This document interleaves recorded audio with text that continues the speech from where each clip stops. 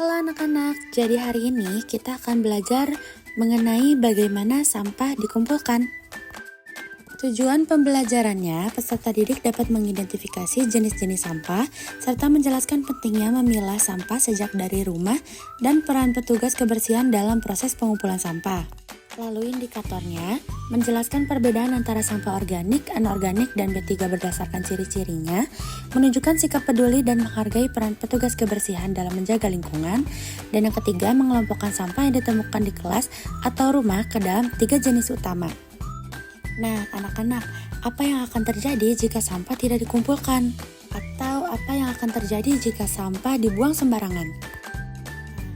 Ternyata ada proses penting yang namanya pengumpulan sampah, kegiatan mengambil dan mengangkut sampah dari tempat awal menuju ke TPS atau langsung ke tempat pembuangan akhir atau TPA. Sampah dikumpulkan oleh petugas kebersihan.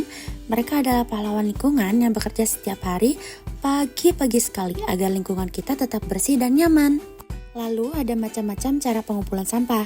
Nah, yang pertama ada pengumpulan terjadwal. Sampah yang dikumpulkan pada hari dan jam tertentu seperti Senin, Kamis. Lalu ada pengumpulan berdasarkan permintaan. Jika ada sampah yang banyak atau besar, para warga biasa meminta petugas untuk mengambil sampah tersebut secara khusus. Yang terakhir ada tempat drop off. Warga bisa membawa sendiri sampah ke tempat penampungan sementara yang telah disediakan pemerintah, biasanya berupa kontainer atau TPS. Lalu ada jenis-jenis sampah saat dikumpulkan. Yang pertama ada sampah anorganik, yaitu sampah yang tidak mudah membusuk seperti plastik, kaleng, botol, ataupun kaca. Yang kedua ada jenis sampah organik, yaitu sampah yang bisa membusuk seperti sisa makanan, sayur, atau kulit buah-buahan seperti gambar di atas. Ada pisang, ada apel, dan juga daun. Nah, yang terakhir ada sampah B3 atau bahan berbahaya dan beracun. Contohnya seperti limbah pabrik, baterai bekas, obat kadaluarsa, dan cairan pembersih kimia. Untuk jenis yang satu ini sedikit lebih berbahaya daripada yang lain, maka harus ditangani secara khusus. Nah, anak-anak, ada yang tahu tidak kenapa pengumpulan sampah itu penting? Nah, coba bayangkan, jika tidak ada yang mengumpulkan sampah, sampah akan menumpuk, mengeluarkan bau tak sedap, dan menjadi sarang penyakit. Bahkan bisa menyumbat saluran air dan menyebabkan banjir. Kalau kita lihat ke dalam laut, di bawah sana, banyak sekali hewan-hewan yang ikut tercemar karena sampah ikut mengalir ke dalam laut, sehingga mereka berenang menyatu dengan sampah-sampah itu. Kasihan.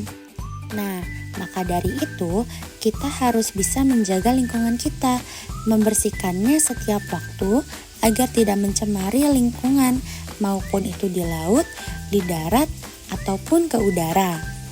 Nah, karena menjaga lingkungan itu sangat penting, lalu bagaimana ya kita dapat membantu mengumpulkan sampah-sampah itu? Jawabannya adalah kita bisa membantu untuk membuang sampah pada tempatnya, memisahkan sampah organik dan non-organik, lalu tidak membuang sampah sembarangan, mengurangi penggunaan plastik, atau mendaur ulang barang yang masih bisa kita pakai. Nah, sekian untuk pembelajaran hari ini.